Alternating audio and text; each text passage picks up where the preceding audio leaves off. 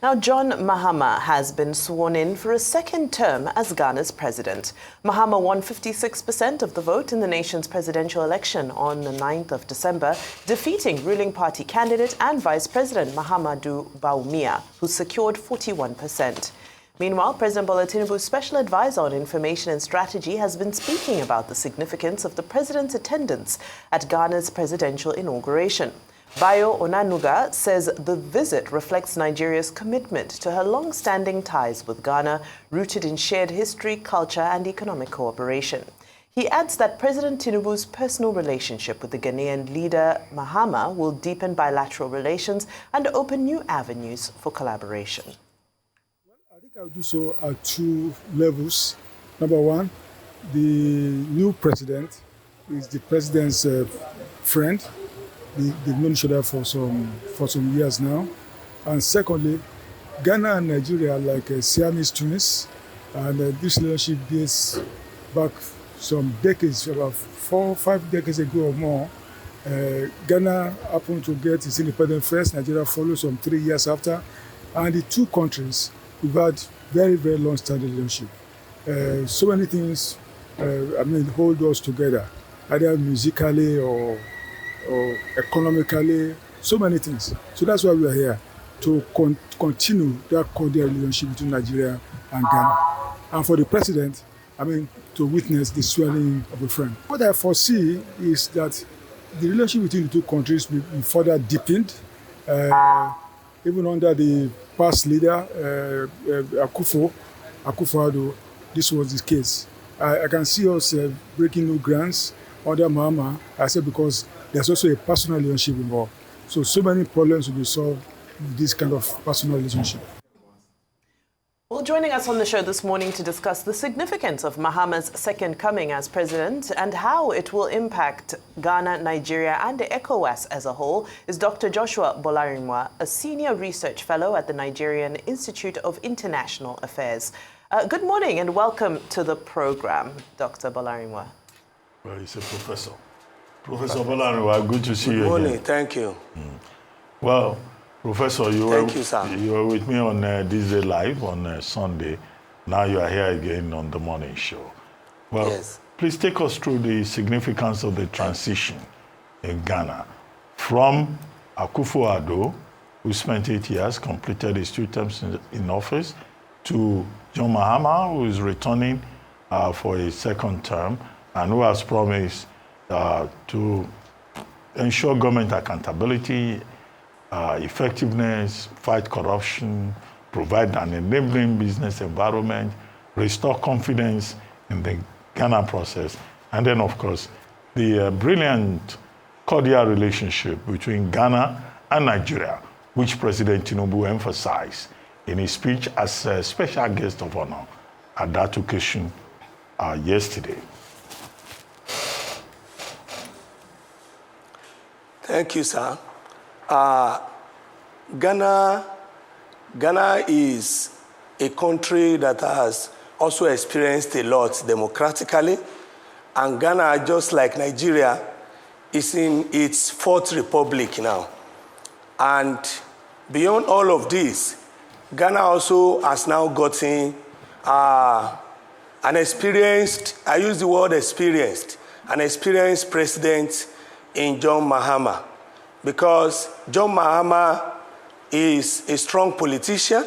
John Mahama is a strong Democrat. John Mahama is also a very strong multilateralist.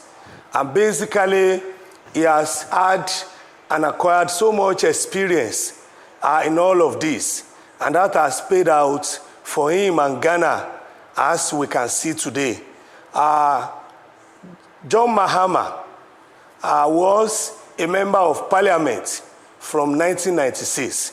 He was in the parliament for about 2 periods, and after which he also became the deputy minister for communication in Ghana.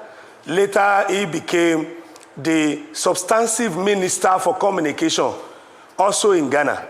Afterwards, I was lucky to become the vice president of Ghana. Upon the death of our Professor Jonathan Mills he ascended the presidency of Ghana. And later that year, in 2012, he was elected as substantive president of Ghana. And Mahama had so much experience, as I said.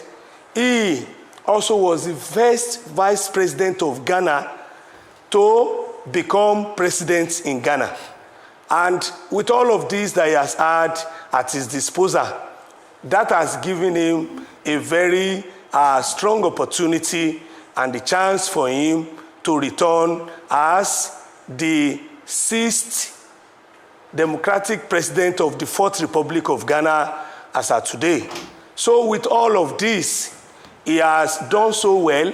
And looking at the past 8 years of Akufo-Addo, Ghana has had a lot of economic crisis. Ghana is so much indebted, particularly to the IMF and World Bank. Apart from that, Ghana has been accused of a lot of corruption, particularly economic and political corruption. So Ghana has had to face a lot of issues: economic crisis, political crisis, even social crisis. There were a lot of demonstrations.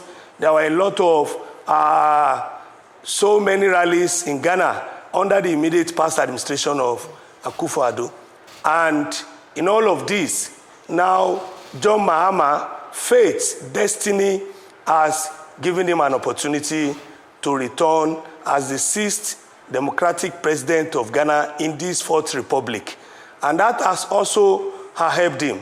He has promised to fight corruption. He has also promised to run a 24-hour economy so that the economy will keep rolling, moving, producing, and the people will be happy. And I think in all of this, that's why a lot of people, women and youth, were able to vote for him, because they want an economy that will keep moving, keep running. Because before Akufo-Addo's 8-year tenure, Ghana's economy, or Ghanaian economy, was seen to be robust. His currency was also seen to be very good. But in that 8 years, Ghana lost all of that. So now, John Mahama is inheriting an economic reading Ghana, and also an economy of a country riddled with so much corruption, also an economy that is in crisis, even with IMF and World Bank and all of that. Right. John Mahama has also promised, apart from fighting corruption, he has promised that he is going to re-engage IMF, either to reschedule Ghana's debt or to negotiate for debt forgiveness, or even that, okay, allow us to pay in this one, or remove the interest, or let's pay the principal. All so right. He has come with a lot of issues or programs to tackle, and with so much experience. All right. All right, thank you so much, Professor Bolarinwa. Great one there. But I wanted to ask, and like you said, yes, it's almost, I can use the word triumphant. He's come back for his second term after 8 years being out of office. But he comes at a dire economic turn for Ghana. Now, he's promised that he's going to deal with, like you mentioned, inflation rates, debt, high unemployment rate. How successful, or to what extent do you think he'd be able to keep to these promises with the reality on ground of what's happening, in Ghana, especially with the high unemployment rate, despite the fact that Ghana is the second exporter of gold on the African continent and the largest exporter of gold on the African continent and the second exporter of cocoa in the world? All of that he has promised, our hope is that he's able to bring them to reality. Of course, like you said and I've said earlier, is that the reality on ground is that Ghana's economy is in serious crisis. And Ghana's economy has also faced a lot of backlash, downturn, a lot of issues, debt issue, so many, unemployment, high unemployment rates. And that's why even in 2024 alone, there are more than 5 demonstrations in Ghana led by the youth, in Ghana alone. That's to tell you how the economy of Ghana has gone down below expectations. But so it is our belief that with all the promises made by President John Mahama, he will be able to achieve, if not all, most of his promises that he has made to his people. In fact, John Mahama is also a president that is also gender-friendly.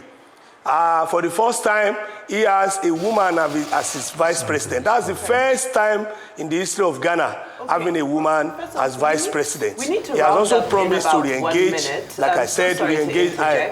I'm so sorry to interject. We literally just have 1 minute left. In that 1 minute, if you can summarize to me, we all know the state of ECOWAS at the moment, with the departure of some states and, the relations between the nations within the regional bloc. What do you think his impact will be, especially given the show of mass support from Pan-African leaders that we saw yesterday? What direction do you think he would be able to contribute in steering ECOWAS? In just 1 minute, our time is up. John Mahama will add value to making ECOWAS stronger. Fortunately, John Mahama has a personal relationship with our president, President Bola Tinubu, and the current or the incumbent chairman of the ECOWAS heads of state and government. So John Mahama will also bring his own experience as a multilateralist. He will also join the great efforts and positive efforts that is being championed and led by President Bola Tinubu as the chair of ECOWAS. They will bring their personal experiences, personal friendship, and also personal diplomacy in making ECOWAS to succeed. Of course, you saw, even at the inauguration, one of the association, one of the president or the military head of Burkina Faso, Traoré, of the Association of Sahelian States, Traoré attended the inauguration. He was happy, he was laughing, and at the same time, that signifies a positive input, and that also goes a long way.